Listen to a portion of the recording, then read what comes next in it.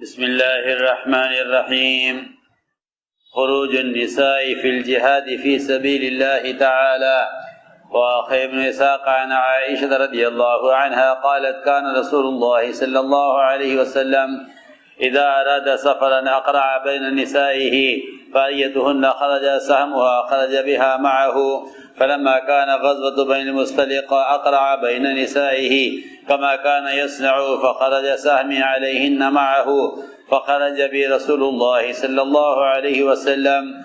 قالت وكان النساء إذاك إنما يأكلن العلق لم يهبجهن اللحم فيسقلن، وكنت إذا رحل لي بعيري جلست في هودجي، ثم يأتي القوم الذين كانوا يرحلون لي فيحملونني ويأخذون بأسفل الهودج فيرفعونه فيضعونه على ظهر البعير فيشدونه بحباله، ثم يأخذون برأس البعير فينطلقون به. قالت فلما فرغ رسول الله صلى الله عليه وسلم من سفره ذلك وجه قافلا حتى إذا كان قريبا من المدينة نزل منزلا فبات به بعض الليل، ثم أذن مؤذن في الناس بالرحيل فارتحل الناس، وخرجت لبعض حاجتي وفي عنقي عقد لي فيه جزع ظفاري، فلما فرغت انسل من عنقي ولا أدري، فلما رجعت إلى الرحل ذهبت ألتمسه في عنقي فلم أجده، وقد أخذ الناس في الرحيل، فرجعت إلى مكان الذي ذهبت إليه فالتمسته حتى وجدته، وجاء القوم خلافي الذين كانوا يرحلون لي البعير وقد كانوا فرغوا من رحلته، فأخذوا الهودج وهم يظنون أني فيه كما كنت أصنع، فاحتملوه فشدوه على البعير ولم يشكوا أني فيه، ثم أخذوا برأس البعير فانطلقوا به، فرجعت إلى العسكر وما فيه من داع ولا مجيب قد انطلق الناس. قالت فتلففت بجلبابي ثم اضطجعت مكاني، وعرفت أن لو افتقدت لرجع الناس إلي. قالت والله إني لمستجعة إذ مر بي صفوان بن المعطل السلمي رضي الله عنه، وكان قد تخلف عن العسكر لبعض حاجاته فلم يبت مع الناس، فرأى سوادي فأقبل حتى وقف علي، وقد كان يراني قبل أن يضرب علينا الحجاب، فلما رآني قال إنا لله وإنا إليه راجعون. وزعينة رسول الله صلى الله عليه وسلم وأنا متلفدة في ثيابي. قال ما خلفك يرحمك الله.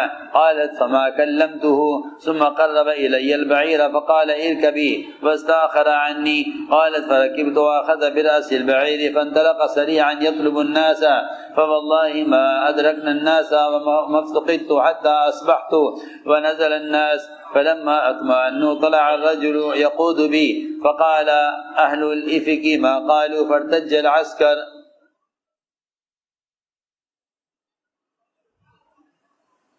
میرے محترم دوستو، بزرگ عزیزو، اس کام کو سمجھنے کے لیے اور اس راستے کے خروج اور اس کے مقاصد کو جاننے کے لیے حیات الصحابہ کا پڑھنا بہت ضروری ہے. شیخ الحدیث و شیخ المحدثین حضرت مولانا محمد یونس صاحب رحمۃ اللہ علیہ جون پوری یہ فرمایا کرتے تھے، میں نے اللہ کی توفیق سے بے شمار تصانیف کا اور احادیث کی اور تاریخ کی کتابوں کا مطالعہ کیا، مگر میں کسی کتاب سے اتنا متاثر نہیں ہوا جتنا صاحب سے متاثر. ایک محدث کا یہ کہنا، یہ میں کہتا ہوں کہ یہ ایک مہر ہے اس بات پر کہ اس کتاب کا کوئی بدل نہیں. واقعات کا نہیں ہوتے، اصل واقعات نہیں ہوتے، اصل واقعات سے استنباط اور اس استنباط پر عنوانات کا قائم کرنا، یہ اللہ تعالیٰ کی طرف سے وہبی چیز ہوتی ہے، کسبی نہیں ہوتی.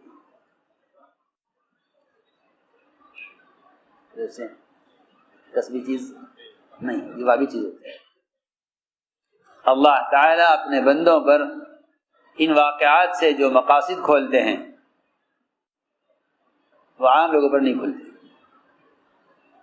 اور ان کے نہ کھلنے کی وجہ ہی ہوتی ہے کہ لوگ ان کے استنباطات سے اختلاف کرتے ہیں،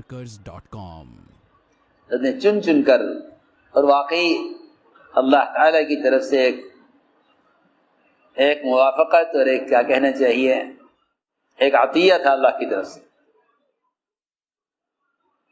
کہ اس کتاب اور اس کام کے ذریعے سے امت کو لوٹا کر وہاں لے جانا تھا جہاں امت دین کو قائم کرنے پر مجتمع تھی، پر امت بکھر گئی،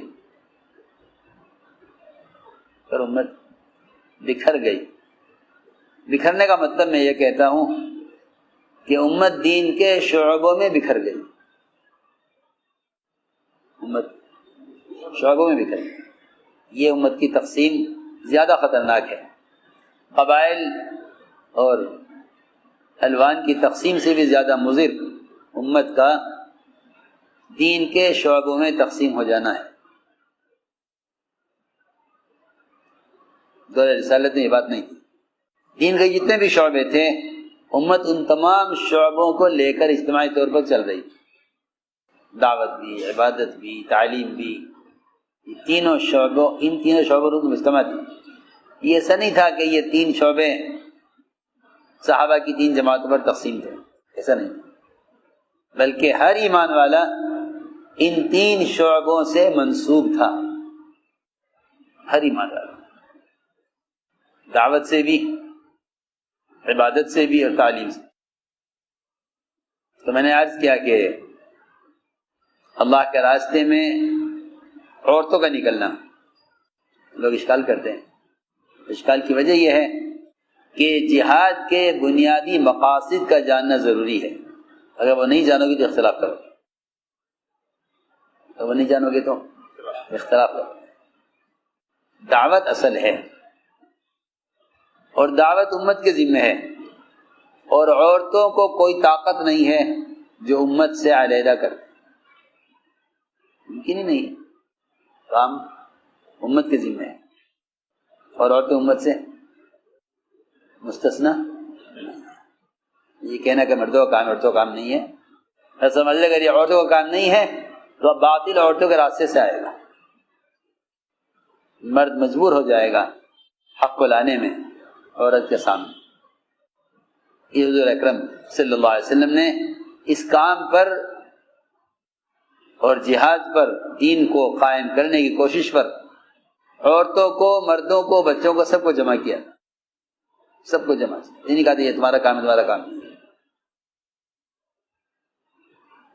جس قوم کے بچوں میں قتال کا شوق ہو ان کی عورتوں میں جہاد کا شوق کیوں نہیں ہوگا؟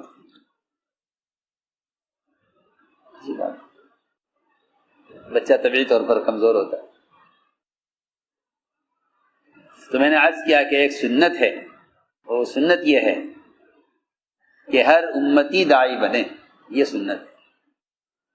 حضور اکرم صلی اللہ علیہ وسلم نے ام حرام بنت ملحان کی تشکیل کر کے اور ان کو اس بات کی خوشخبری سنا کر کہ تم فلاں دریا کا سفر کر کے فلاں ملک میں جا کر وہاں وفات پاؤ گی، یہ بتلا دیا امت کو کہ ہاں جو کام مردوں کا وہ کام عورتوں کا بھی ہے، لیکن عورتیں نہیں نکلا کرتی۔ فرماتے تھے جب تک امت کی صلاحیت دین کو قائم کرنے پر اجتماعی طور پر نہیں لگے گی اس وقت تک دین کا نقصان ختم نہیں ہوگا۔ اجتماعی طور پر تک امت کی دین کو قائم کرنے پر قوت اجتماعی طور پر نہیں لگے گی، دین قائم نہیں ہوگا اور دین کا نقصان ختم نہیں ہوگا۔ نے عنوان قائم کیا اللہ کے راستے میں جہاد میں عورتوں کا نکلنا۔ جب جہاد میں نکلنا ہے ثابت، تو پھر دعوت کے لیے نکلنا تو اس سے کہیں زیادہ ضروری اور اس سے کہیں زیادہ عمومی ہوگا، زیادہ عام ہوگا، کیونکہ دعوت قتال سے زیادہ عام ہے، دعوت قتال سے زیادہ عام ہے، دعوت قتال سے زیادہ عام ہے۔ عائشہ رضی اللہ تعالیٰ عنہ کا یہ واقعہ ہے، اور اس واقعے سے حضرت نے کیا کیا نکالا ہے، اللہ اکبر۔ اس طرح ہم ان واقعات سے دقیق مسائل نکالتے ہیں، ایسے ہی ان واقعات سے دعوت کے اصول بھی نکالے جاتے ہیں۔ نہیں ہے کہ صرف ان واقعات سے مسائل کا استنباط ہوگا، نہیں، کام کے اصول بھی ان واقعات سیکھے جائیں گے۔ سب سے بنیادی اصول کہ آدمی پوچھ پوچھ کر چلے تو پھر متہم نہیں ہوتا، پریشان نہیں ہوتا۔ لیکن اللہ تعالیٰ کی اس میں کیا حکمت تھی، اللہ کی اس میں کیا حکمت تھی، اللہ تعالیٰ کو اس کے ذریعے سے تیمم کے مسائل اور خروج میں اور سفر میں پانی نہ ملنے پر نماز کیسے ادا کی جائے اس کے مسائل بھی سکھلانے تھے۔ اس کے علاوہ وہ منافقین جن کے دلوں میں مرض ہے انہیں تہمتیں لگانے کا موقع ملا، اور اس پر اللہ تعالیٰ نے ان کو اس اتہام میں جھوٹا بنایا اور یہ بھی بتلایا کہ ان اتہامات سے متقی لوگوں کا درجہ بلند ہوتا ہے، گھٹتا نہیں ہے۔ متقی کا درجہ آج کل ہم یہ سمجھتے ہیں کہ اگر اپنے اوپر کوئی بہتان آ گیا ہے تو ہمیں مقابلہ کرنا چاہیے، کیونکہ اس سے ہماری بے عزتی ہو رہی ہے۔ کہیں کہ متقی کی تہمت اس کی عزت کو بڑھانے کے لیے ہوتی ہے، متقی پر تہمت عزت کو، جسے نہیں سمجھتے وہ گھبرا کر جواب دے دیتے ہیں، اور جو اس کو سمجھتے ہیں وہ صبر کرتے ہیں، سمجھتے ہیں۔ ان کے لیے تہمتیں نعمت ہوتی ہیں، جو ان اتہامات سے سمجھتے ہیں کہ یہ ترقی کا سبب ہے۔ جن کی عزتیں جھوٹی ہوتی ہیں وہ سمجھتے ہیں کہ ان تہمتوں سے ہم کام کے قابل نہیں رہیں گے، اور یہی وجہ ہے کفار مشرکین انبیاء اور صحابہ پر تہمتیں لگاتے ہی اس لیے تھے تاکہ یہ عوام میں متہم ہو کر کام کے قابل نہ رہیں۔ یہ اصل مقصد ہوتا ہے، یہ اصل مقصد ہوتا ہے بہتان کا، موسیٰ علیہ السلام پر اور انبیاء علیہ السلام پر، اور خود یوسف علیہ السلام پر اور انبیاء علیہ السلام پر، خود محمد صلی اللہ علیہ وسلم پر، آپ کے گھر والوں پر، ساری تہمتوں کا اصل مقصد یہ تھا کہ جب یہ ایسے ہیں نعوذ باللہ، یا ان کے متعلقین ایسے ہیں تو پھر ان سے ہمیں راہ کیسے مل سکتی ہے؟ عوام کا اعتماد اٹھانے کے لیے انبیاء اور جو ہے ان کے اہل خانہ سے عوام کا اعتماد اٹھانے کے لیے بہتان لگائے جاتے ہیں۔ اللہ رب العزت، اللہ اکبر، ان کی عزتوں کو بڑھانے کے لیے اللہ تعالیٰ تہمت لگانے والوں کو جھوٹا کر کے دکھلایا۔ تو ہم نے عرض کیا کہ یہ سب چیزیں ہیں ان واقعات میں، لیکن مشکل یہ ہے کہ ہمیں لوگوں کا نئی نئی باتوں میں مزہ آتا ہے، پرانے واقعات پڑھتے نہیں، دھیان سے نہیں پڑھتے۔ چنانچہ میرے دوستوں عزیزوں، عورتوں کا اللہ کے راستے میں نکلنا، کیونکہ اصل نکلنے کا مقصد دعوت اور تعلیم ہے، اصل نکلنے کا مقصد دعوت اور تعلیم۔ مستورات کا نکلنا اس لیے ضروری اور اہم ہے تاکہ مستورات تک دین پہنچائیں اور ہر گھر کا ماحول تبدیل ہو۔ اس لیے کہ میں صاف سے بحث کرتا ہوں کہ جتنے کتابیں، رسائل، اخبارات، مجلات اور مختلف آلات، ان میں سے کوئی شکل بھی اللہ نے تذکیر کا سبب کسی کو بنایا نہیں سوائے انسان۔ اگر کوئی آدمی انسان سے ہٹ کر تذکیر کے لیے کسی کو ذریعہ سمجھتا ہے تو وہ اللہ تعالیٰ کے ضابطے کے خلاف سوچتا ہے۔ اللہ نے اس کے علاوہ کسی مخلوق کو تذکیر کا ذریعہ نہیں بنایا، انسان کے علاوہ تذکیر کا کوئی ذریعہ نہیں۔ سارے ذرائع مروجہ مؤثر نہیں ہیں، اس لیے کہ تذکیر صرف انسان کا فعل ہے۔ اگر کوئی شخص یہ کہتا ہے کہ ذمہ داری ادا ہو گئی ہے تو قرآن کہتا ہے ذمہ داری ادا نہیں ہوتی۔ آپ خود جا کے دعوت نہیں دیں گے، ذمہ داری ادا نہیں ہوتی۔ چنانچہ عنوان قائم کیا ہے اللہ کے راستے میں عورتوں کا جہاد فی سبیل اللہ کے لیے عورتوں کا نکلنا، اس لیے کہ قتال سے صرف قتال مقصود نہیں ہے، قتال سے صرف قتال مقصود نہیں ہے، اعلاء کلمۃ اللہ مقصود ہے۔ امام صاحب نے تو میدان قتال میں دعوت کو مستحب قرار دیا ہے، باقی ائمہ کے مقابلے کے درمیان امام صاحب کا مذہب یہ ہے کہ میدان قتال میں دعوت دینا، دعوت واجبہ کے ادا ہونے کے باوجود میدان قتال میں دعوت دینا مستحب ہے۔ چنانچہ حضرت دونوں عنوان قائم کیے ہیں کہ عورتوں کا نکلنا بھی نہ نکلنا بھی، اسے بھی لوگ تعجب کرتے ہیں، پوچھتے بھی ہیں کہ بھئی یہ ایک ہی کتاب کے اندر دو متضاد باب کیوں ہیں، ایک کتاب دو متضاد باب کیوں ہیں، نکلنا بھی نہ نکلنا بھی، دونوں باب قائم کیے۔ اس کی وجہ یہ ہے کہ نکلنے کی جو شرائط ہیں ان شرائط کا لحاظ کیا جائے، شرائط پوری نہ ہوتی ہوں نہ نکلا جائے، شرائط پوری کی جائے، یعنی کہ سب نکلیں چاہے شرائط پوری نہ ہو، نکلیں شرائط پوری کریں، شرائط پوری نہ ہو تو نہ نکلیں، یہ مطلب ہے۔ تو دونوں عنوان قائم کیے ہیں، نکلنے کے بھی نہ نکلنے کے بھی، اس لیے کوئی تضاد نہیں ہے، جہاں شرائط پوری ہو وہاں نکلنا ضروری، شرائط پوری نہ ہو نا تو نکلنا نہیں چاہیے۔ ایک صحابی کا نام لکھا گیا اللہ کے راستے میں نکلنے میں، انہوں نے عرض کیا کہ جی میری بیوی حج کا ارادہ کر چکی ہے، مجھے اسے حج کرانا ہے۔ فرمایا جاؤ اس کے ساتھ حج کرو، تو جہاں نکلنے کی شرائط پوری ہوں گی وہاں نکلنا بھی جائے گا، یعنی کہ شرائط پوری نہیں ہوں گی کہ وہاں نکلنا نہیں ہوگا۔ چنانچہ فرماتی ہیں عائشہ رضی اللہ تعالی عنہا، اس قصے میں بہت سارے اصول ہیں۔ پہلی بات تو یہی ہے کہ ہاں جہاں بھی جاؤ پوچھ کر جاؤ، بتلا کر جاؤ۔ دوسری بات یہ ہے کہ جو آدمی اپنی ذات کے اعتبار سے اللہ سے ڈرتا ہے اور محتاط رہتا ہے اس کو تہمتوں سے ڈرنا نہیں چاہیے۔ حضرت عائشہ فرماتی مجھے یقین تھا کہ اللہ تعالیٰ میرے بارے میں ضرور کوئی آیت نازل کرے، میری برات ظاہر نازل ہو کر رہے۔ حالات سے متاثر تو تھیں لیکن مایوس نہیں تھی۔ اللہ تعالیٰ نے آیت نازل فرمائی حضرت عائشہ کی برات میں۔ حضرت عائشہ اس پر فخر کیا کرتی تھی کہ میرے بارے میں قیامت تک کے واسطے برات کی آیتیں اللہ نے تلاوت لازم کر دی کہ لوگ تلاوت کرتے لوگ، اور اس پر سارے ایمان والوں کو دھمکی دے دی ہے اللہ نے، سارے ایمان والوں کو دھمکی دے دی۔ میں آپ سے بہت اہم بات عرض کروں، سارے ایمان والوں کو دھمکی دے دی ہے اللہ تعالیٰ نے، ان الذين يحبون ان تشيع الفاحشة في الذين آمنوا لهم عذاب أليم في الدنيا والآخرة۔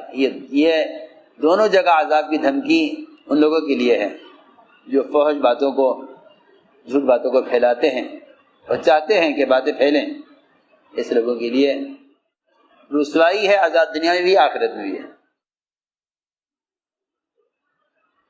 چنانچہ فرماتے ہیں عائشہ رضی اللہ تعالی عنہا، حضور اکرم صلی اللہ علیہ وسلم کا معمول تھا کہ جب آپ سفر کے ارادہ فرماتے تو اپنی بیویوں کے درمیان قرعہ ڈالتے، حالانکہ قرعہ آپ کے ذمہ لازم نہیں تھا۔ آپ کو قرعہ ڈالنا احسان کی وجہ سے ہے نہ کہ انصاف کی وجہ سے، احسان کی وجہ سے۔ آپ اس کے پابند نہیں ہیں کہ آپ کون جائے کون نہ جائے، اس کے پابند نہیں، آپ کی خصوصیت ہے، لیکن آپ کے اخلاق اور احسان کا تقاضا یہ تھا کہ آپ ازواج مطلقات کے درمیان سفر سے پہلے قرعہ ڈالتے، جس کا قرعہ نکل آتا وہ آپ کے ساتھ سفر میں جاتی۔ جب غزوہ بنی مصطلق ہوا تو آپ نے اپنی عورتوں کے درمیان قرعہ ڈالا جس سے آپ کا معمول تھا۔ حضرت عائشہ فرماتی ہیں کہ آپ کے ساتھ چلنے کے لیے میرا نام آ گیا قرعہ میں، آپ مجھے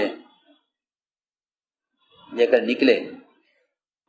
فرماتی ہیں کہ اس زمانے میں عورتیں تھوڑا کھاتی تھیں جس سے ان کے بدن ہلکے پھلکے رہتے تھے، اس زمانے کی طرح نہیں کہ زیادہ کھانے سے ان کا بدن بھاری ہو جائے۔ تھوڑا کھاتی تھی، تھوڑا کھانا ہوتا تھا، مشقت کے کام ہوتے تھے، اب کھانے زیادہ ہیں، مشقت کے کام ہے نہیں، بدن پھول جاتے ہیں۔ تو فرماتی ہیں کہ جب میرے لیے کجاوا کس دیا جاتا، میرے اونٹ پر ان سے بیٹھ جاتی اپنے کجاوے میں، پھر اونٹ کو چلانے والے لوگ آتے اور وہ میرے کجاوے کو اونٹ پر چڑھا دیتے ہودج کلی سے اٹھاتے اس کو اٹھ کر رکھتے اور اس کو رکھ کر رسی سے باندھ دیا کرتے تھے، یہ معمول تھا۔ اور پھر میرے اونٹ کی لگام پکڑ کر چلا کرتے تھے۔ جب حضور اکرم صلی اللہ علیہ وسلم سفر سے فارغ ہو گئے تو آپ صلی اللہ علیہ وسلم واپسی کے لیے مدینے کی طرف متوجہ ہوئے۔